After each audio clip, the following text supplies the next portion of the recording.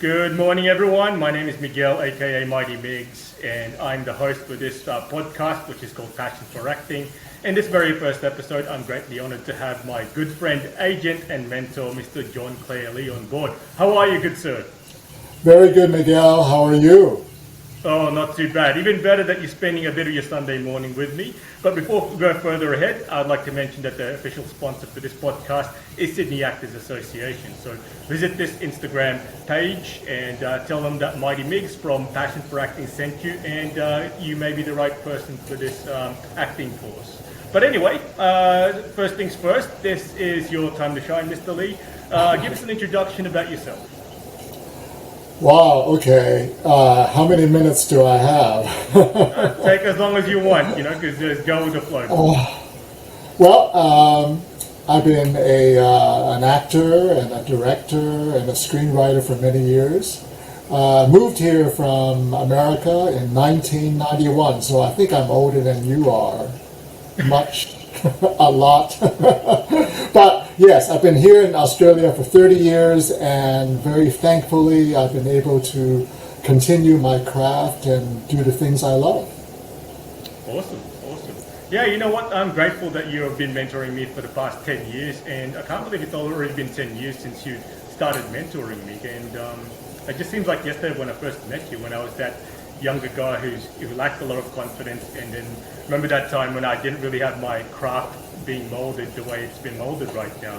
You still remember that day when I first met you? Everything is fading away. But yes, absolutely. I think, we all started, that was quite a few years ago. And I think you've grown tremendously, Miguel. And it's really a pleasure to have you as part of the Sydney Talent Company and just really see you grow, right, as an actor, both on stage and in screen, right? And now as a presenter. Well, greatly honored, because you've taught me a lot, not just about my acting skills, but also, how to be professional and how to conduct myself. And I felt like, since I've been under your tutelage and Mr. Daniel Sassen's tutelage as well, I feel like I've grown as a person as well. So thankful for that. I think since I came here in 1991, I think the whole landscape has changed a lot for Asian Australian actors, and I think there are many more roles that are much more culturally diverse now than at that time. So it's a good time to be, an actor of whatever cultural background you are, and then because there are much more opportunities on stage as well as on screen, at this time. Of course. I'm grateful for all these self-tapes that you've been sending me, and I'm enjoying it most of the time. But the problem is, sometimes I take it too personally. Not personally, too serious, and I forget to have fun. But live and learn. It's a progression thing. And, I think that actors always take their acting, very seriously, and then they worry about, how their audition went, But I just keep on telling actors you have to do your best, right? And then after you've done your audition, whether it's a live audition or it's a self-tape, you got to forget it and go on with your life. And if you get the job, that's wonderful. If not, it was a wonderful experience and move on. That's right. That's one of the main things that you taught me, especially in the beginning, because I remember that time I was thinking to myself, it's like, I better not bother if I ask them how the audition went. But then when you told me, if you haven't heard anything after a week or two, then that means it's just best to move on. But, I've taken that on board. But the thing is, I've even taken that more on board. Once I've submitted the self-tape or once I've actually done the actual audition, I tend to move on from there. And if I'm meant to get it, I'm going to hear something from you. And if not, time to keep moving forward. Yeah.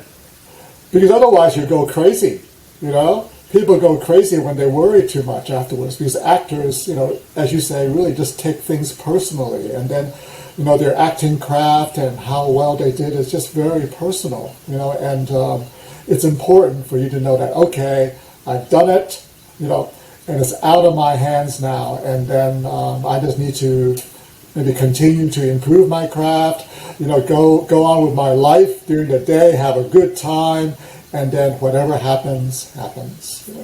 Exactly. You know what? I'm thankful that you taught me that, because ever since then, because most days I'm just like, yeah, you know what? If I'm meant to get it, I will hear something from Mr. Lee himself. And but at the same time, as long as I've done my best, and I'm going to continuously get more self-tapes and castings from these casting directors, because remember, you and the casting directors are my bridges to success. So the good thing is that we know each other from a personal level, and I'm grateful that you can actually promote me to somewhat of an extent of a personal level as well. But yeah. But you know what? Let's get into your performance in Chimerica. I thoroughly enjoyed it. I'm just like, wow. It's like, oh, look at that. And I was just telling my friend Ben, who came to watch with me, oh, look, that's Mr. Lee. And we thoroughly enjoyed it. And we were a bit confused. There's not one plot in the whole play, is there? Different plots, right? I think, for those who don't know, Chimerica is really quite an interesting play. It's written by a British playwright, Lucy Kirkwood. And it's about an American photojournalist who was at the Tiananmen demonstrations in 1989, and he took one of the famous photos of the Tank Man. But his problem is that he couldn't let it go. For the next 20 years, he kept on trying to find out what actually happened to the Tank Man. And, I mean, the truth is now is that still nobody knows what happened to him, so I was honored to play a Chinese English teacher, who helps him along his way to find out more clues about what happened and try to resolve this big mystery, which is still, unresolved. So yes, absolutely, it has quite a few plot lines happening in the play, and it's very much like an investigative movie, like almost like the old movies like All the President's Men or something like Spotlight, where a photojournalist or a journalist tries to get down into the nitty-gritty about some scandal or some really important political story. So it's quite a complex story, and wow, okay, being on stage again after many years of just doing mostly film and television is very frightening and exciting. As you probably know, you've done plays as well at the, as part of the Opera Australia and other places. Being in front of a live audience, is really terrifying, but it's also very exciting when they give you some really good response. So that's why I think a lot of times, many, famous, maybe screen actors, they always try to go back to the stage, whether it's on Broadway or in London, because they miss it. They really miss it, that really intimate interaction between audiences and the cast, which is right there, which is something different that you don't get when you're shooting a film or a TV series. You have everything under control, right? And you can do it take after take after take, but when you're on stage, there's no take two. Of course. Improv, right? Just in case you feel like you're about to make a mistake. Absolutely. You have to help each other to make it through that performance. If you miss a line, somebody will help you. Or if somebody else is having a bit of a problem, you help them to get through that moment. Yep, as long as it's subtle, because the good thing about that is if there are any mistakes like that during the actual live performance that Ben and I actually watched perform, I didn't recognize anything. So, oh, that's good. He did it well. So yeah. So, but yeah, good. Even my acting coach Sam Haft actually watched it perform. He absolutely loved it as well, and that's why, like, when I saw him, like, when I heard about him, like, giving a good review on Facebook, or just like when he talked to me about it, I was even more excited to see it. So Newtown Theatre, that was actually the new theatre. Actually, my bad. That was my first time watching there. It was actually smaller than I expected, but it was actually still good, because like in the photos that you've actually put on Facebook, it looks like it's like the Opera House, something huge. But when I went there, oh wow, this is even better, because like it gets more intimate if it's a smaller stage and stuff like that. Yeah, I think community theatre and independent theatre in Australia is very important. Because it's a great place for actors to train and also to try different characters. Which maybe sometimes they don't get to do like in very, very professional theater or in the big theaters, in Sydney, like the Lyric or the Capitol Theater. So independent theaters, they really provide that training ground for actors just to try different characters and then to explore, and to have fun. And you're absolutely right. It's a nice size theater because it's about 150 seat, right? So I really applaud independent theaters, keeping on, doing productions, even though it is difficult, in this climate. Especially now, after 2 years of most theaters being closed, right, because of COVID, now at least we're getting back, to live theater, and audiences are coming back to live theater because I think, we have been on Netflix and Amazon and everything as much as we can, right? And then people miss going to live performances, whether it's music, dance, drama, just that interaction, with, those performers on stage is so different, and exciting. Yeah, you know what? I have to say, it was on par with the Kate Blanchett play called The Present. Do you have you heard of that? Yeah, because it was very much on fire, and I can tell you guys rehearsed it very well. And it was actually me, Ian Thong, and Anthony, the little guy from Sydney Town Company. What's his name? Calabrizello or something. Yeah. Yeah. So we watched Anthony it together. Calabrizello, yes. Yeah. So we watched it together back in 2015, and we were in awe how articulate and how sharp the timing was when we actually watched that Kate Blanchett on stage and everybody else, and the level of acting as well. It's just like the way you guys actually performed that was very similar to that, and that's why it just reminded me of The Present. Yeah. So was it thorough when it comes to your rehearsals? Was it strict? Yeah, we were very lucky that for independent theaters, to have at least, I think it was about a month and a half rehearsals, which is really quite good. Because a lot of times, I guess in smaller theaters they don't have that much time to rehearse. So we had about 4 to 6 weeks of rehearsal.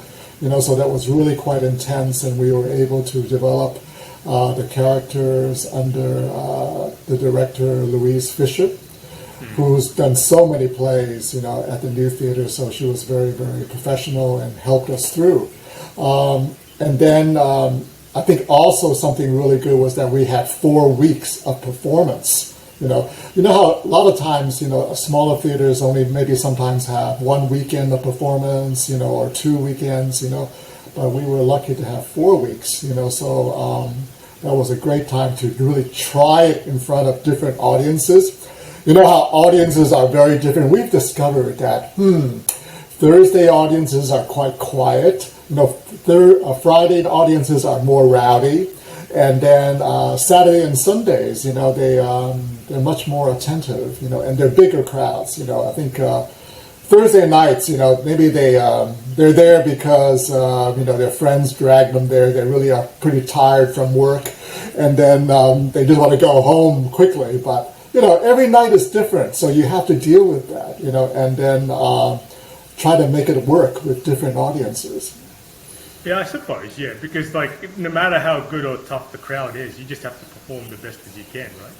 Yes, absolutely. And then I think that's the exciting and terrifying thing of live theater is that you can't, it's not like, you have the camera there and everybody is there ready for you, but it's you never know what the audience is going to laugh at, what they're not going to laugh at, or they feel tired that night, or they feel excited, or they've had a little bit too much to drink. You never know, so, you just have to be ready. Yep, it just reminds me of that time. Remember how me, Ian, and it was Christian and Georgina actually performed a parking space back in 2014 at the Powerhouse Museum, right? And yes. One thing I realized is even before people who went before, tough crowd, and that made me even more nervous. And then, but when we got there, it was a tough crowd. But the only person who I heard laughing in the background was Daniel Sasson himself. And I'm just oh crap! I think they're getting bored. But then afterwards, people were like, "Oh, we enjoyed your performance, yours and Ian's, and yada yada." I was like, "Hey, why didn't you show it during?" Which is beyond our control, though. Whether they show it or not, it's actually beyond our control. But I'm glad they actually gave us a good verdict by that. Yeah. But yeah, absolutely. I think you never know. Sometimes the audiences maybe are not that responsive, right? but they're actually quite attentive and they're really listening to what's happening, and then they tell you afterwards exactly like what they told you, that, oh yeah, they enjoyed the performance and they were actually listening and watching, so audiences, you can't really tell, sometimes, until afterwards, and you have a good time to chat with them and things like that. Yeah, because the way I look at it is like, perform like nobody's watching and talk like nobody's listening. Because sometimes when I'm actually doing self-tapes, or I'm just practicing my scripts for acting class, or for a self-tape, or even whatever, or an actual acting gig, when I perform at home, of course, there are times, especially when I have fun, when nobody's listening, I tend to perform better. And then that's why a lot of times I've learned how to adapt that theory into my theatre performances, even though it's just very handful, because you never know, because just pretend the crowd's not even there and you're giving it the best shot. Would you agree with that theory? Yeah, I think a lot of actors, one of the skills they try to practice is to try to create a little world for themselves, right? Whether it's performing in front of the camera or on a stage, right? So that they can block out the audience, right, and pretend that maybe they're in their bedroom, right, or in their office or whatever space they need to be, and they create that little world around themselves so they don't really notice the audience as much as possible, right, and then they can perform with the emotions and the objectives and things that they need to make it really quite successful. Because otherwise it's difficult, right? If you start looking at the audience, or you're noticing them there, or you notice the camera, you notice the cameraman, you notice the lighting person, right? So, it's really, that's part of the skills that the actor creates. It's like, oh, how do I create this world, and my mindset so that I can do this job well? Yeah, the way I do that is that just being in the moment and following direction and instructions from the director in between takes or during the takes. Like, those short films that I've shown you doing, because a lot of times the actors and I have actually rehearsed it differently, but when we get on set, it's very different to the way we rehearse it, right? So, but the good thing about that is I've learned to adapt this. Use this theory called adapt like a chameleon theory, not just in real life, but also as an actor, because that's what acting is all about, just being in the moment. Just what if something like this happens all of a sudden, you react, how do you react to it? So that's the theory that I abide by, yeah. Now, before we go to the next question, I thoroughly enjoyed you performing as a drunk. You're in Chai America. Can you give us a brief detail, what was it like performing as a drunk? My character is quite a sad character because he's still recovering from the loss of his wife.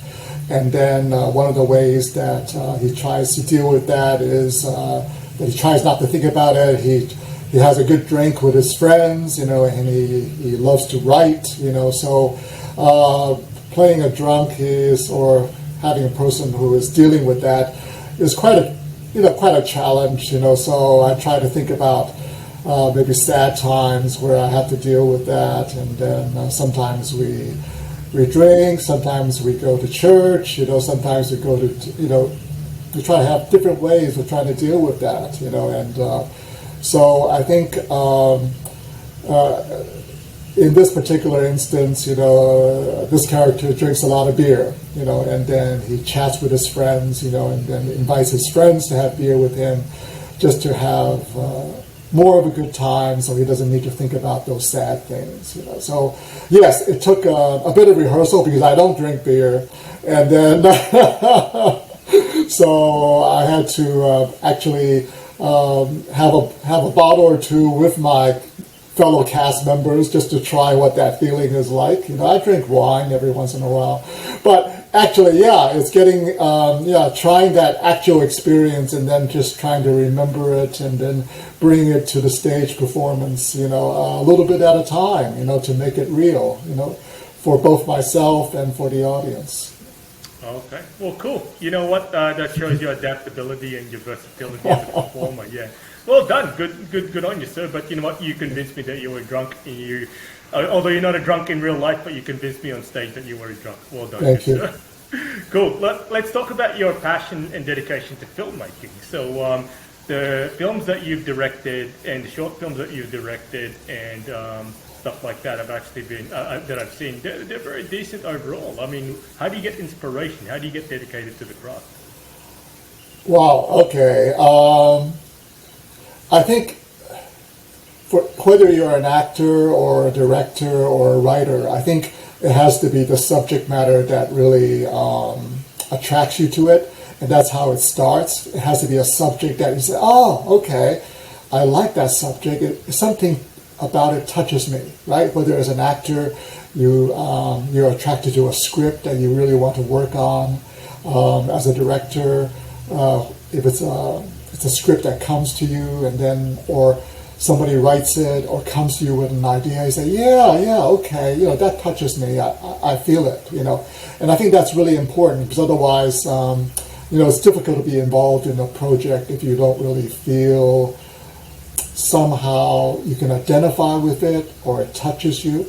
So I think in the films that I've directed, the writer has come to me with some scripts that deal with human stories, deal with multicultural stories, which I've always wanted to do in Australia, because I feel that in the 30 years that I've been here, we still have a long way to go for racial equality, to be a more multicultural society. So whenever it's possible to help, write stories or direct stories that, promote multiculturalism, I feel that's always important. So, for example, in my latest film, Greed, it deals with an Indian young man who comes to Australia, and he gets involved in the drug trade and goes into the depths of the underworld. And it is a story of how he tries to seek salvation through faith and through his friends, to eventually go back to India to try to save his parents from poverty. And that's the reason why he came, to try to make a little bit of money so that he can eventually go back and save his parents, but he just got more and more involved in the underworld until he probably almost lost his conscience. But the story is that through faith and through his friendships with good people, he was able to try to save himself. So it's a very multicultural story, and it shows the story of how a migrant, in Australia was able to achieve something, through hard work and through belief in himself and through his friends. So I think that's what attracted me to it, and we're very happy that this story has won many international film awards through festivals around the country and in Europe and America, and now it's actually has a distributor in America and North America, so it can be seen on Amazon and other platforms, across North America at this point. So it's good, that they really appreciate work from Australia, in North America at this point. Yeah, that's awesome, actually, because I've been seeing your posts about winning a few rewards here and there and getting some honorable mentions on social media or even like the local media. But you know what, just the hard work that pays off, So no script is actually perfect, but you did what you can to actually make the project a reality that's going to make people go, wow, I enjoyed that. I was like, oh, that was close. Or, one person who I thoroughly enjoyed watching was Daniel Sasson as the master, because I call him Daniel's son, like as in like the Karate Kid, but then he's playing the Mr. Miyagi type of role, which is and I'm just like, whoa, what do I call you now, Mr. Miyagi or Daniel's son? I asked him that afterwards, and he just couldn't stop laughing during that time. Yeah, yeah, he played a wonderful character, who was the martial arts teacher, for the main character in the film, but more so than that. He gave him spiritual guidance, and tried to lead him in the right direction, mentally, emotionally, and spiritually, in addition to teaching him martial arts skills. And I think Daniel and the other characters really just brought all the characters to life, and then because it's a very much of a character-driven script where all the characters and the actors, the actors really brought so much of themselves, to the characters, and they really helped the film tell the story, and I thought that was really an important reason why a lot of people love Greed, the film. Mm-hmm. And Daniel actually suits that mental type of roles nowadays. I told him that, because once he gets back to full-time acting, I can imagine him playing like the Liam Neeson type of roles, so or like the Qui-Gon Jinn, or somebody who's like the guy who rescues his daughter from human traffickers. So I told him that a few times, and he's humble enough to admit, no, not really. But anyway, that's just his humility. But well done, kudos to that. And when it comes to, do you get inspiration from scripts? Do you develop the scripts as well, or do you write them yourself, or a bit of both? I think I do both because sometimes I write scripts that really appeal to me from stories that are that I hear about from the news, or some personal stories from my family, or other people bring me scripts, so I think it happens both ways. It really is so. I think it's so difficult to. Such a challenge to create a film or a TV series or to mount a play these days, because it involves so much cooperation among people as well as funds, which is a great, challenge all the time. So I think, however the script comes, as long as it works, then. Great congratulations, whoever can make it happen. Because in the art world, to make any play happen, to make any film happen, whether it's a short film, a feature film, or to make a TV series happen, it's like an incredible achievement. Yes. Yeah, I wouldn't say just from experience, but a few of my favorite films, like Once Were Warriors and 28 Weeks Later, 28 Days Later, the first one. They're all low budget films, those ones, but they were actually international blockbusters. So it's not about how much budget that you have; it's about how you make it happen. So Once Were Warriors, for example, when I first watched that movie as an 17-year-old turning 18, that was from part of my drama course. For my HSC, I had to write an emphasis on that, an essay on that. And when I first watched it, I've never been so shooken up after watching a movie because it's so powerful. And you can tell that it was a very low budget film, but they actually adapted that novel into a reality very well. That proves to show what your theory with Greed isn't just with Greed, but movies like those ones that I mentioned. It's low budget, but but it still made it happen. It still wowed audiences all over the world. You've seen the movie. Yeah, I think absolutely. I think it's always come down to the script, right? Is the most important thing. The story is the first thing that's most important, and because now whether the film is $10 million or $100 million, one of these blockbusters from Hollywood, if the story isn't good, they can put on so many special effects or whatever, and it's still the audience will say, oh yeah, I didn't really care about it. I didn't really care about the characters, or I didn't follow the story really well, or I didn't care about the story, But sometimes a lower budget film, but if it has a really, a touching story or a really exciting story, I think ultimately that's the most important thing, and I think Hollywood realizes that sometimes, they can try to cover a very weak story, with lots of special effects, but still it doesn't work. It doesn't work. Exactly, but a good example of what I just mentioned as well is Jaws, like the first movie. You barely saw the shark, but you knew when the shark was there. Even though a lot of times during the movie when people were getting attacked by the shark, you barely saw the shark itself, but you could feel that the shark was still there because that's what Steven Spielberg did well in terms of directing the novel. making it that thing, So still to this day, I've never seen any shark movie that's better than that. So absolutely, I agree. I think it's the same thing as Jurassic Park, the first one, right? I think both in Jaws and in Jurassic Park, I mean, the number of times you actually see the dinosaurs, right, or the shark, is very few, right? But it's the tension that is created, the anticipation.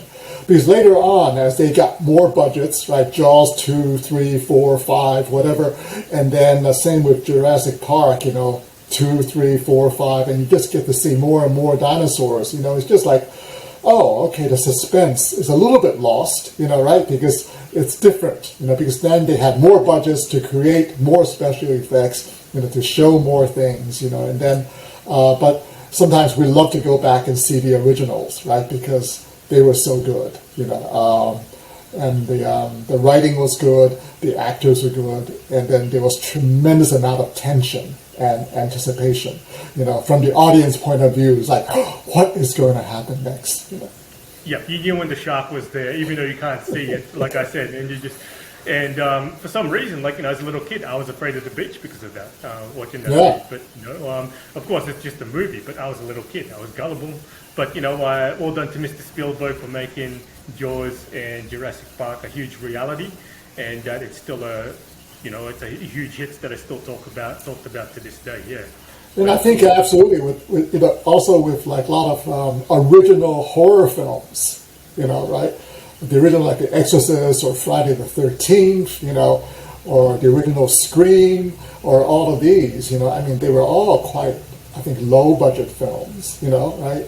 But they were able, the good story, good tension, and they worked. And then people were just like, oh, I always want to, every once in a while, I want to go back and look at the original, and see how good it was. That's right, set the standard, that's good on them, yeah. But okay, so moving on to the next one. Okay, so let's talk about your passion for managing actors like myself. And how do you select actors to represent, for you to represent as part of your agency? So, I think every agency is different, right? So everybody has their own way of choosing the actors, that they represent. I think I always feel that it's important that I trust my actors, that they are good and they are professional. So for my agency, I always audition our new actors, and that's really just to, first of all, just to make sure that they are of the level, that I feel comfortable that when they go to auditions, right, they feel confident. And then the casting director looks at them and says, oh yeah, they're very professional and they have a passion for acting, and then they know their craft, right? Because casting directors are very busy people, right? And then they see a lot of people, and they don't have time to see too many people. So the people that agents send to them, should really be really good, right? And then they can do the characters well. So that's why I audition all our actors that want to join Sydney Talent Company, because I have to feel comfortable with them. I have to feel confident about them. And then, because, when you go to a casting, a lot of times, it's the first time, right? And when you go meet the casting director, it's your the first impression is most important. And casting directors have great memories. They always remember. So if you're good, they remember. If you're not very good, they remember longer. So it is important that your first impression is most important. Now, whether it's by live audition or by self-tape, right? So that's why for all our actors, I audition them. And then I usually have a long chat with them, after I feel that, okay, I'd love to have you as part of the Sydney Talent Company. I have a long chat. I just want to make sure that we have chemistry, because Sydney Talent Company is very much like a family kind of talent agency. We're very close. It's like a family. A lot of our actors have been with us for 10 years, 20 years, 30 years. And sometimes their children come and join us as well. So it's the next generation. So it's that kind of that kind of an agency. So we have long chats, we talk, and then we work together to try to get a lot of work for our actors. So I think that's the way Sydney Talent Company has been for the last 20 years or 30 years or so. And I must say that I inherited the agency from a wonderful Maltese gentleman, Mr. Alan Gauci, who started it in 1983. He was my mentor, and he taught me how to be a good teacher, a good talent agent. And over these years, I've tried to live up to his expectations and to carry on his tradition of really taking care of the actors and working together with the actors and always trying to present the best actors possible to the talent agents. And that's why I think Sydney Talent Company has been having a pretty good agency reputation, with the agents over the last 30-some years. Time goes quickly, doesn't it, Miguel? Of course. Like 10 years ago when I first started joining you at April 2012, and it was a great honor, So when did you actually start taking over STC? I think it was about the year 2000. Yeah, so actually it's been 21 years or so, since I took over, because I was an actor for Sydney Talent Company at the beginning, and I started with the classic movie Muriel's Wedding, which Alan got me a job in, and then I was teaching acting, at the beginning for the first 10 years or so, and then after that, I took over Sydney Talent Company. Mr. Gauci retired, and so I try to keep on the tradition that he started. Okay, awesome. I'm going to put you on the spot here because, I'm so grateful that, you chose me to be a part of your agency. Because remember, when I first met you, I had this agent. She was just hopeless, and she was leaving my my dreams hanging by a thread. So, which means that I would ask her for an inquiry, just like every now and then I'd ask you for inquiries by email or even phone call or SMS, right? But most of the time she left me hanging, and I was just getting discouraged. And when I first met you, remember that my portfolio was outdated. I didn't have a proper show reel, and I wasn't as confident as I am now, like with my acting skills and the way I present myself as an actor. I'd like to ask, even though I was subpar to your standards, what made you choose me to be a part of your agency? Well, I think a very important thing about actors that I choose from my agency is that maybe they're not good in every area, in terms of acting. Maybe some people are more good at dramatic stuff. Some people are more comic stuff, right? And somebody, maybe they're pretty good in both, but I see that they have a passion. They have a passion for it. And I feel that that's a very important thing when I consider it. I say, okay, he's young or she's young, and then I like to help them develop, right? And so we develop together, Miguel, right? And so I know what your strengths are, I know what your weaknesses are, and I tell you, okay, please try to develop the areas that you're not that strong yet. And I try to, at first, just to showcase you to the casting directors on the characters that you are more strong at, because we always want to show them, what you're strong at first, so we slowly develop, and you continue to grow, and every actor has parts that they are stronger at than others, every actor, right? And so we just continue to grow, and so now you're becoming a much more rounded actor in terms that, you can do comedy, you can do drama, you can do presenting, and so, we're just growing together. Now, another important thing, and I must say this, is that during that time, I think there are not that many Asian Australian actors, who have the passion that you have, And when I see that, I really always feel very strong to help, Asian Australian actors develop, because we need more representation in Australia, of actors from different cultural backgrounds, and especially because I am Chinese, I am Asian Australian. I want to help actors, from my cultural background, to develop and to be the best that they can be, because we need that representation. And it's, thank goodness, now there are more roles, right, on television and in films and, on stage, for actors of different cultural background. Whereas when I began here in 1991, it was very difficult. It was a very different world. Okay?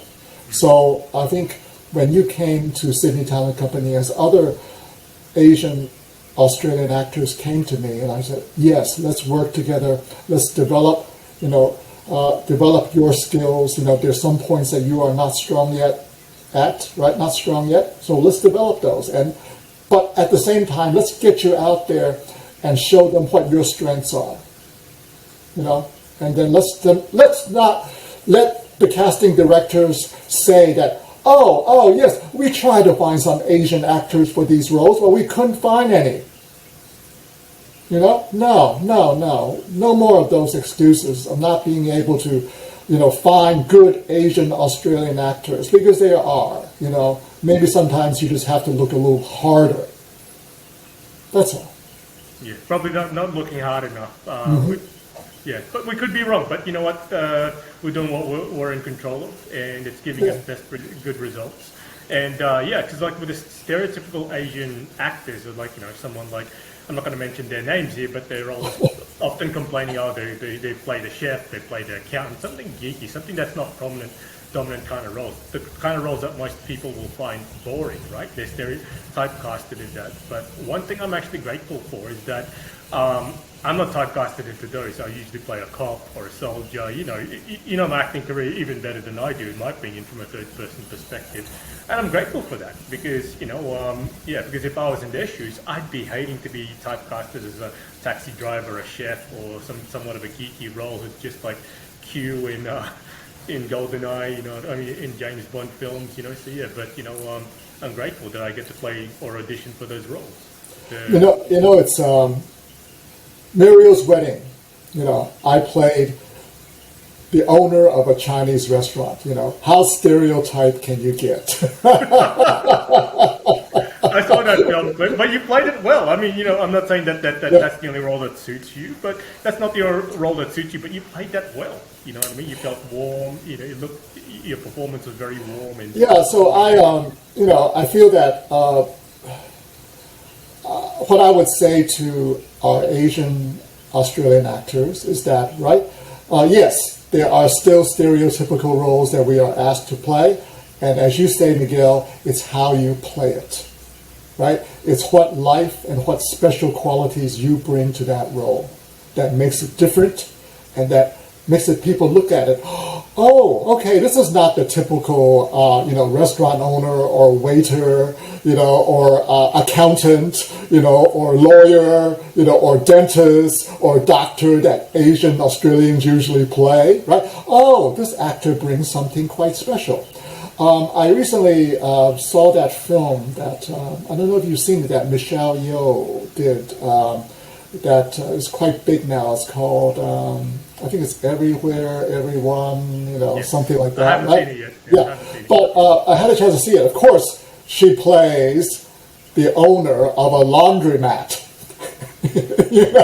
right? So it's the new version of, a laundry owner, a laundry shop owner from ages ago, right? So that's I would say a very, very stereotypical role, right? But it's what she brings to the role, right? That makes it special, right? That's right. Keep going. No, absolutely. So, and it's what the writer did, for that role, and to make it special, make it different, that she goes on her own journey that is so different from the old stereotypical laundry owners, that were Chinese, in Chinatown, all around the world, right? So, yeah, absolutely. We are asked to play, and still are, some stereotypical roles like, dentists, doctors, lawyers, right? Maybe restaurant owners, maybe waiters, whatever, right? But it's how you play the role and what you bring to it. That's right, yeah, because like when those Asian actors complain to me about it, hey, look, I mean, if you don't like the way you're typecast, do whatever is in your control. Maybe work out a little bit more often, get a haircut, or like, or maybe just create your own passion projects where you like to play the roles where you like to play, and then you showcase to them, hey, look, I can play more than just a waiter, a restaurant owner, or a doctor, or a dentist, or whatchamacallit, or even a chef, or a taxi driver. I can play these roles. Do whatever is in your control, because right now, stop playing. I'm not saying you, but like these people who I told them, hey, look, do that, and trust me, your confidence is going to be even more, and you're going to have something in your casting networks profile or even your showcast profile that, hey, look, I can play more than just a stereotypical role. So it's just like I told them that, you know what I mean? But it's up to them whether they want to take that on board or not.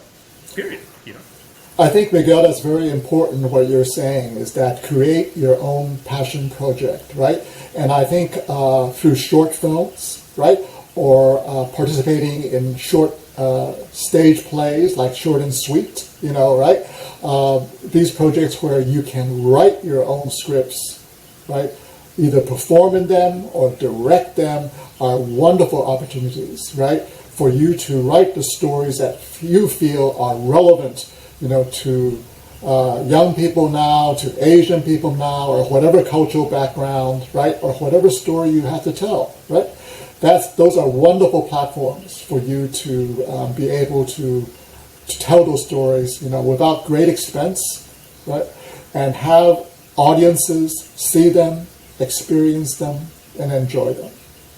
That's right. You know, because like, you know, there's 3 short films that I came up with on in U.S. dialect, right? Of course, I didn't write any of the scripts. I altered Broken Badge and The Hire to make it more interesting from my perspective. So the good thing is overall, I've gotten good feedback from them, and that's why I wanted to do it, just to showcase that I could actually perform in US dialect now, because, you know, I've had a couple of acting coaches, you know, who have helped me out with that.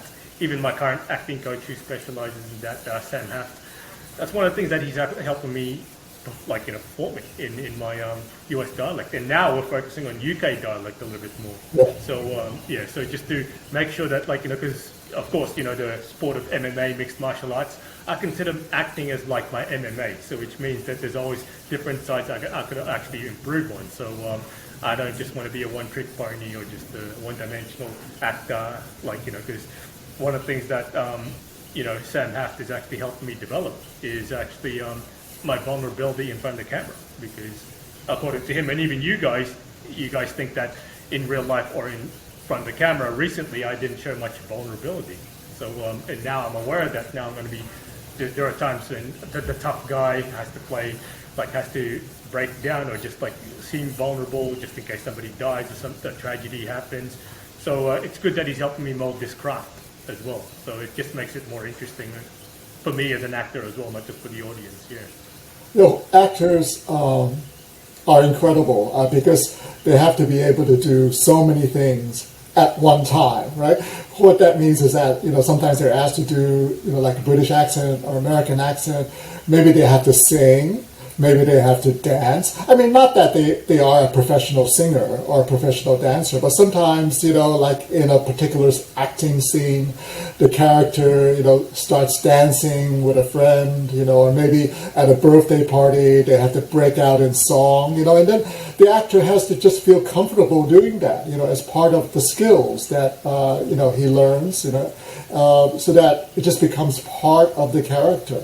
So, actors, you know, always go back, even though maybe they've done a lot of professional work, they always go back to acting class. Sometimes they go to dance class, they go to singing class, you know, as you do, they practice their American accent, they practice their British accent, you know, just so they have this whole little box of skills, you know, right, that they can draw upon anytime when it's needed, because you never know, right?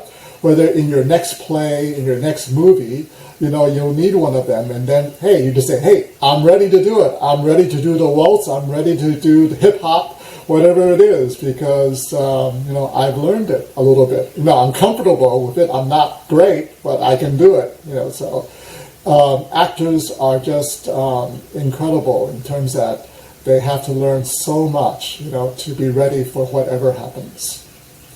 Yep, that's right. Because hypothetically, if I had to play like a boxer, for example, even though I've got a boxing background, I'll train thoroughly for the next 12 weeks or so, just boxing, mostly boxing, just so I could actually mimic a boxer, just hypothetically. Or if I had to play like, let's say, what's a good sport? A basketball player. I'm going to get back to my basketball roots and just play more basketball at least a few times during the week with some friends, just to get the rhythm happening. Because, nothing worse than just an actor pretending to be a basketball player when he didn't do much research on being a basketball player or learning how to play basketball, because it's just, it's not gonna sell as much. So I know what you mean. Yes. Okay. Cool. So so the next question. Okay. So we're going to talk about Top Gun Maverick, but let's talk about your favorite movie and why is it your favorite movie? What is your favorite movie? I think they're probably too old for you. I like The Godfather. I don't know if you've seen it. Yes. Yeah. The Godfather, I think the Godfather trilogy is a wonderful, wonderful showcase of great acting, from Marlon Brando, Robert De Niro, Al Pacino, really I think the greats of acting, in every sense, whether it's comedy, drama, really great intensity, and also in terms of the storytelling, great saga of this family, going through so much, right? You're supposed to hate these people because they're really bad people, right? They're really bad. But you tend to understand, their love of family and why they do things, because it's all for the family, and they try to take care of the family, and that, I think, makes it understandable and makes it that we care for them, no matter how disgusting, how terrible some of the things that they have to do, to try to save their family. So I think the Godfather trilogy is one of my favorites. I think in terms of, those are, I think, great actors. I think one of the probably great actresses would be Meryl Streep, from all those classic films that she has done. Probably more people will remember her as The Devil Wears Prada, probably more contemporary, and a lot of the fun things that she's done, but she's done so many. Oh, Mamma Mia, incredible. She can sing, she can sing, be a great comedy actor, as well as being so evil in Devil Wears Prada, such an incredible actress. So anything that she does, I'm very, very, appreciative of her acting skills. Top Gun, I think, of course, is an incredible, event, right? And it really deserves to be seen in the cinema because, unless you have a 100-inch television at home, it's really, it just demands for you to go to the cinemas and watch it. And the surround sound as well, like the special effects, what do you call it, the stunts, because there's very little special effects CGI during the film, and that's what I appreciate about it. And, Tom Cruise actually goes out of his way to play the role very well, and he just, I love the guy because, he's an inspiration to me because he's one of very few Hollywood actors still making decent movies, according to today's standards, in my opinion. But, I'd have to say just the surround sound and the directing, Joseph Kosinski, he's just an awesome director, very underrated in my opinion. And I've been a big fan of a few of his other films, just like Tron Legacy and Oblivion, just to name a couple more. But, Top Gun Maverick, I was so obsessed with it when I first watched it. I can't wait to watch it in the cinemas again. It's just the soundtrack, everything about it. It's a feel-good kind of movie. I'll be watching it for the 20th time, and I'm going to feel like I'm on a high. I mean, does it give you that inspiration as well?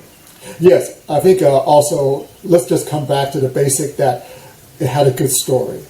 It had a good story, and we cared about the characters, you're right, it didn't have that many special effects, and I think he actually got the actors to learn to fly a plane, right? And then so there was a tremendous amount of realism, in the story, which a lot of times, probably in other movies, they just had stunt people fly the planes, and then the actors really didn't know how to fly planes, or they just faked it and it looked that way. But the realism and the detail and the story, the story, again, is very important, as we talked about, that made the film that, yes, we wanted to cheer for the people, we cared for them, again, right? Since the one that was out 20 years ago, however long it was ago, the original Top Gun, so we cared about them, and I think that was really important. And then the whole environment, as you said, right, to see it in a big screen with surround sound, the whole package, just made it an event that you had to be there to enjoy it with other audience members, right? And that would be so different if you were alone at home, watching it on your home screen, So it had, it just made it that people had to go to the cinemas. And I think that was a tremendous help for cinemas too, both here in Australia and around the world, to get audiences back, into the theaters, because they were just having such a hard time.